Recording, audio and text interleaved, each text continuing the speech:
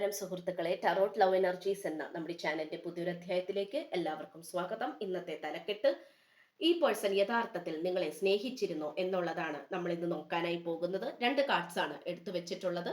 അപ്പൊ ഇന്നത്തെ വായനയിൽ നമുക്ക് തീർച്ചയായിട്ടും കാണാൻ സാധിക്കുന്നത്, ഈ വ്യക്തി നല്ല രീതിയിൽ തന്നെ അധ്വാനിക്കുന്ന ഒരു വ്യക്തിയാണ്. തീർച്ചയായിട്ടും ഈ വ്യക്തിക്ക് എപ്പോഴും ഉത്തരവാദിത്തങ്ങളാണ് ഉണ്ടായിക്കൊണ്ടിരിക്കുന്നത്. അത് നിങ്ങളുടെ കാര്യത്തിൽ മാത്രമല്ല, ഈ വ്യക്തിയുടെ ജീവിതത്തിലും, അല്ലെങ്കിൽ ഈ വ്യക്തി ജോലി ചെയ്യുന്ന സ്ഥലത്തായിരിക്കാം, പാരമ്പര്യമായിട്ടായിരിക്കാം. തീർച്ചയായിട്ടും ഈ വ്യക്തിക്ക് ഒരുപാട് ഉത്തരവാദിത്തങ്ങൾ ഉള്ളതായിട്ടും ചെയ്തു തീർക്കാൻ ഒരുപാട് കാര്യങ്ങൾ ഉള്ളതായിട്ടും കാണിക്കുന്നുണ്ട്.